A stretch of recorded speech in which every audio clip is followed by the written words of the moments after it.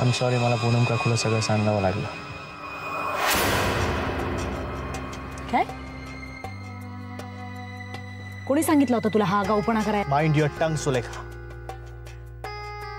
तुला जर हा माझा आगाऊपणा वाटत असेल ना तर तो तुझा प्रश्न आहे.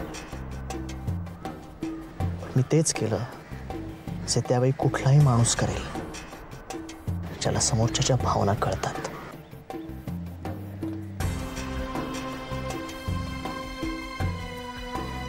मग काय म्हणाली ती? तुला भेटण्यासाठी खूप आग्रह करत होती.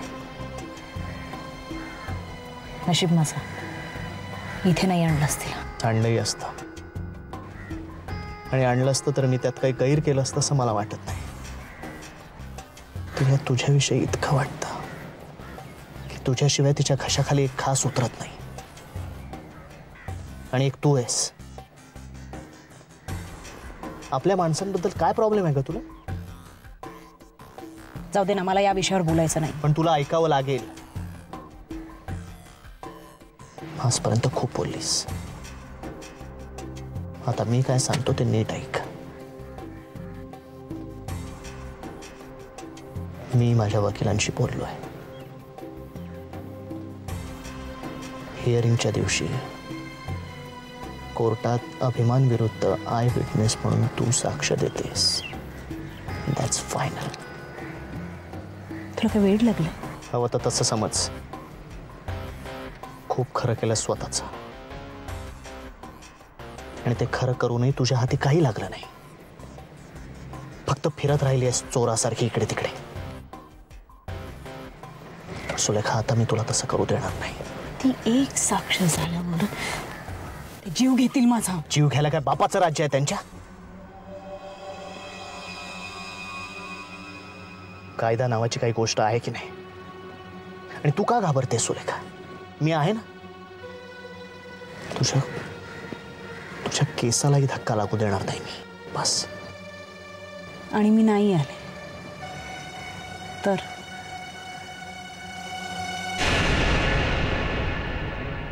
पोलिसांना सांग.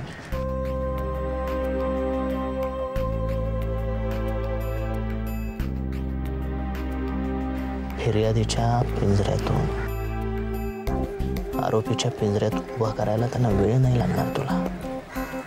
धमकी देतोयस? धमकी नाही. तुला वाचवायचा जबरदस्तीने का असे नाही प्रयत्न करतोय असं समज. तुला काय वाटतं सुलेखा?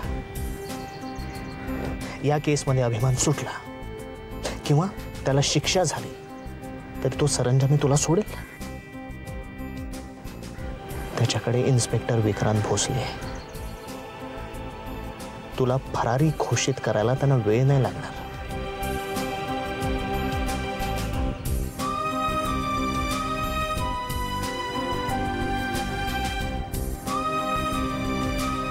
आधी मला इतकंच म्हणायचंय की मला आता तुझं काही म्हणणं ऐकून घेण्यात इंटरेस्ट नाहीये. कधी कधी मला वाटतं सुलेखा तुला कशाच काही नाहीये.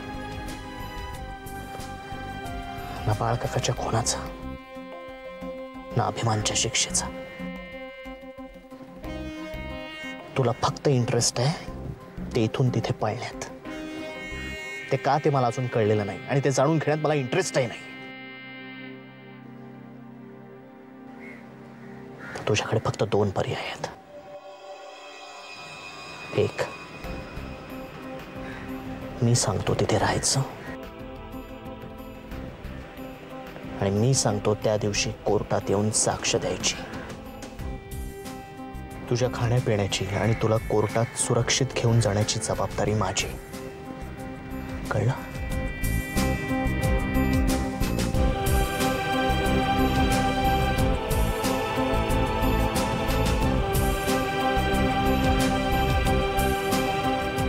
ओके. आणि प्लीज यावेळी पळून जाण्याचा तुझ्या मनात विचार येत असेल तर तो काढून टाक. आणि यावेळी जर तू पळालीस तर यापुढे कुठल्याही गोष्टीत आधी तुझ्या बरोबर नसेल, कारण मला बाळकाकाच्या खुन्याला आयुष्यभर तुरुंगात तडफडताना पाहायचंय.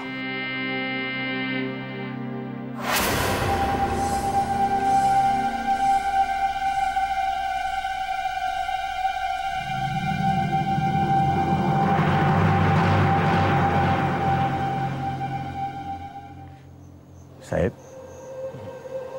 आलास?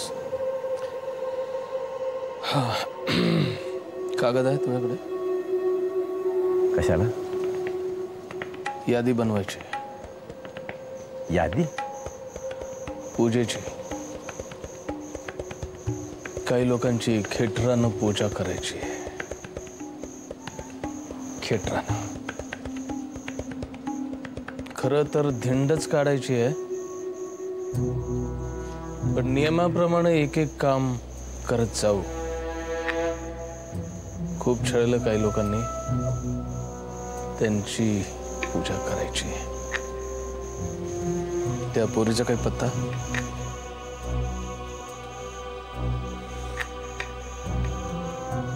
तिची पूजा नाही, तिचा सत्कार करायचा आहे. जाहीर सत्कार. सनई चौघडे ढोल ताशे लावून जाहीर सत्कार करायचा आहे. लग्न करायला निघाली होती माझ्या पोराबरोबर, आणि माझ्या पोराचं माकड झालं, आणि ही पळून गेली.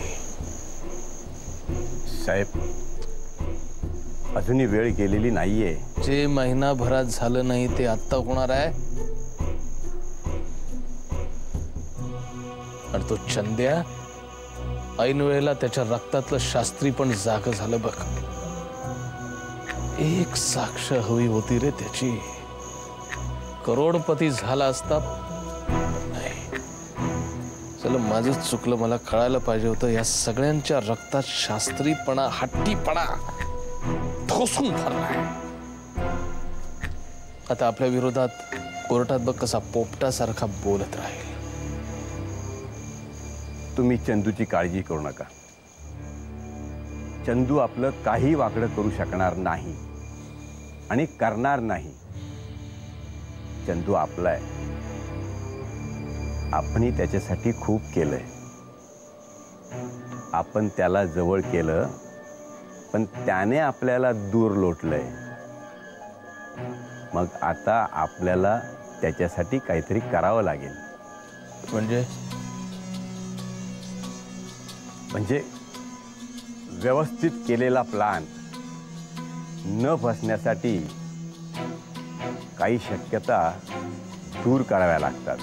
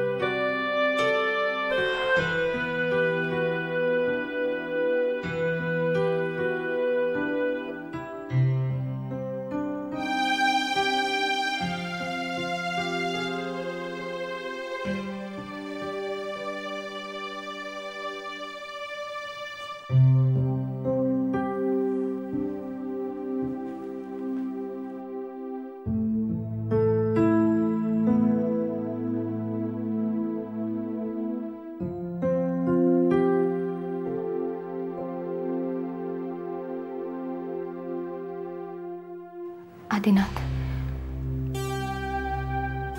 सॉरी.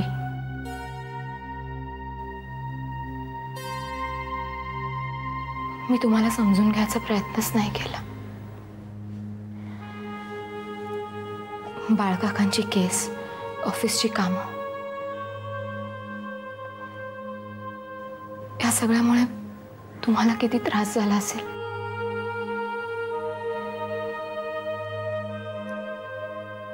तुमची चिडचिड, तुमचा राग, ह्याचं कारणच मी समजून घ्यायचा प्रयत्न नाही केला. माझ्यामुळे तुम्हाला खूप त्रास झाला असेल ना?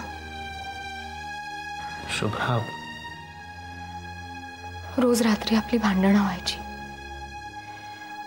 आणि त्याचा राग म्हणून सकाळी मी तुमच्याशी बोलायचे नाही. मग तुम्ही असंच निघून जायचं.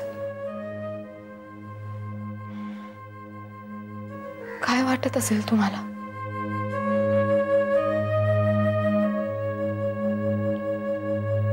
तुमच्या उशिरापर्यंत चालणाऱ्या मीटिंग नंतर तुमचं डोकं दुखतंय का?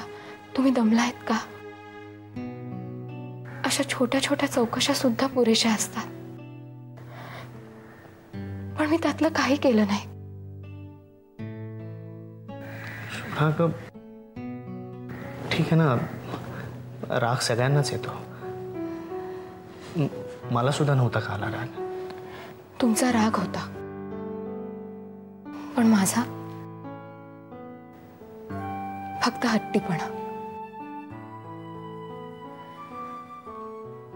तुमच्या मीटिंगमध्ये काय झालं? समोरच्या क्लायंटच्या अवास्तव मागण्या पुरवताना तुमची काय अवस्था झाली असेल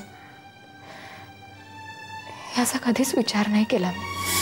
don't cry Surekha, don't cry. I am there for you.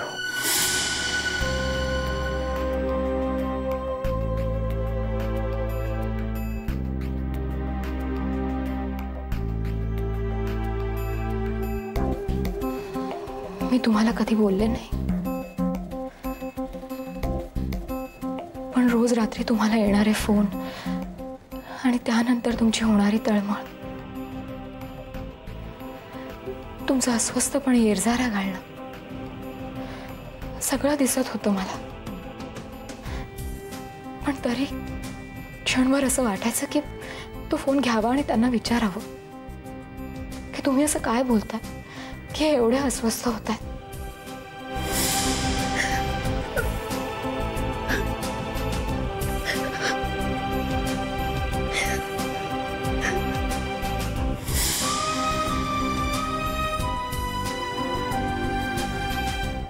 आणि माझ्या अशा वागण्याचं महत्वाचं कारण म्हणजे मी गाववाली आहे.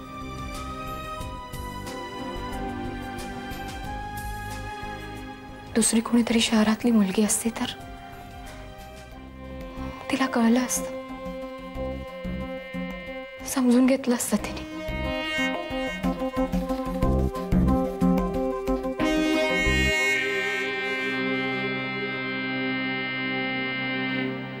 आदिनाथ,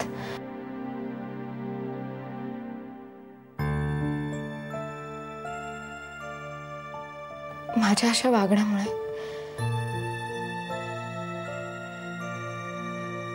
तुमचं माझ्यावरचं प्रेम म्हणजे तुमच्या आयुष्यात दुसरी कोण. शुभ्रा,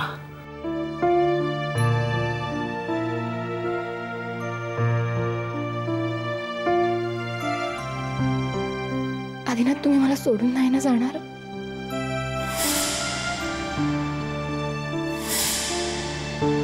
शुभ्रा, तुला वाटतंय तसं काही नाहीये. मी माझ्या गाववालीला सोडून कुठेही जाणार नाही.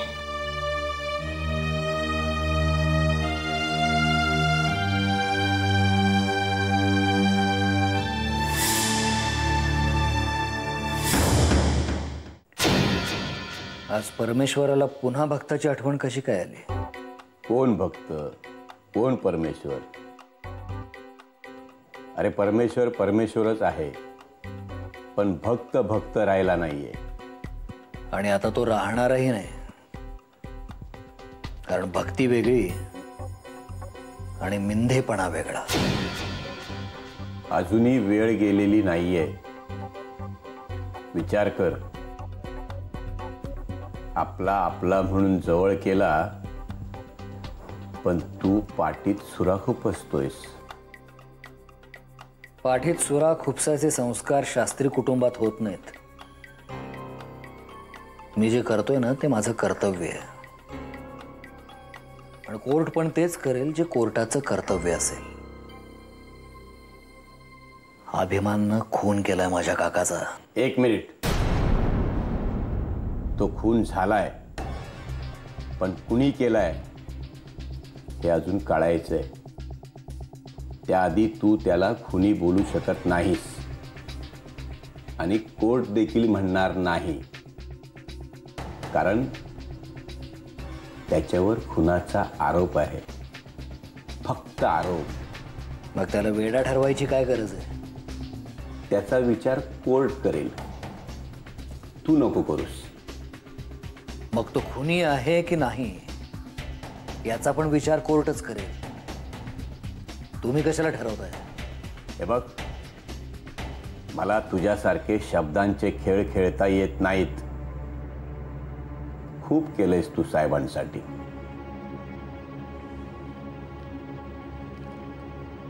हे पैसे तुमच्या सरंजामे साहेबांना जाऊन सांगा, चंदूला ते विकत घेऊ शकणार नाहीत. चंदू, हे पैसे तुझेच आहेत. काही हिशोब वेळेवर चुकते केलेले बरे असतात. आणि एक सांगतो चंदू, तू स्वतःहून तुझ्या पायावर धोंडा मारून घेतोयस. अभिमान निर्दोष सुटणार हे नक्की. निघा आता.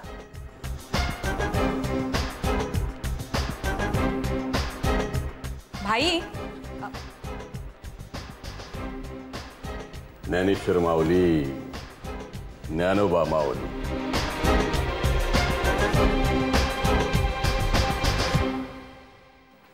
कोण होता कोण हा माणूस? भाई, काही प्रॉब्लेम नाहीये ना?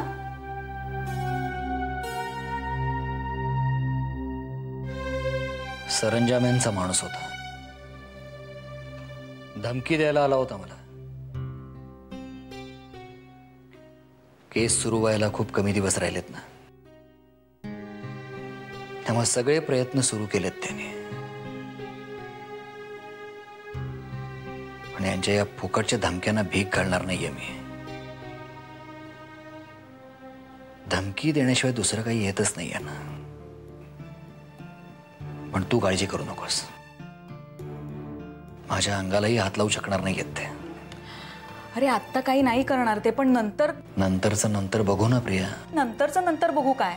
ह्या असल्या माणसांची हुज्जत कशाला घालायची आपण? मग काय शांतपणे ऐकून घ्यायचं का त्याचं? अभिमानला कोर्टात निर्दोष सिद्ध करू असं म्हणत होता. भाई, अभिमान खरंच निर्दोषात. प्रिया, प्रिया, तू बोलतीयस? अगं, घटनास्थळी त्याला चाकू सकट अटक केली आहे पोलिसांनी. हे सगळं जरी खरं असलं तरी अभिमान निर्दोष आहे. हे बघ भाई, मला सुद्धा अभिमानबद्दल तितकीच चीड आहे जितकी तुला आहे. पण मध्यंतरी एक गोष्ट अशी घडली ज्याच्यामुळे अभिमानकडे बघण्याचा माझा दृष्टिकोनच बदलला. कोणती गोष्ट?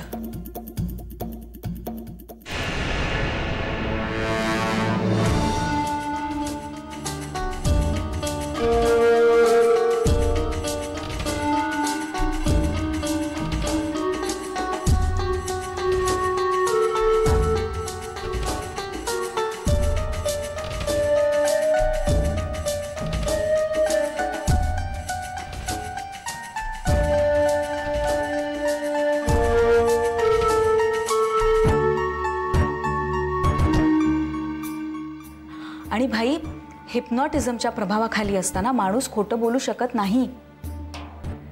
ज्या अभिमानला आपण खुनी समजतोय त्याला याच्यात अडकवण्यात आलंय. मला हे केव्हापासून कुणाला तरी सांगायचं होतं, पण घरात मी हे कुणाला नाही सांगू शकत. कारण ज्या माणसाकडून मला ही गोष्ट कळली आहे त्याचं नाव जरी मी घरात उच्चारलं ना तरी ना या गोष्टीवर कोणी विश्वास ठेवेल ना माझ्यावर. कोणाकडून समजलं तुला? इन्स्पेक्टर विक्रांत भोसले.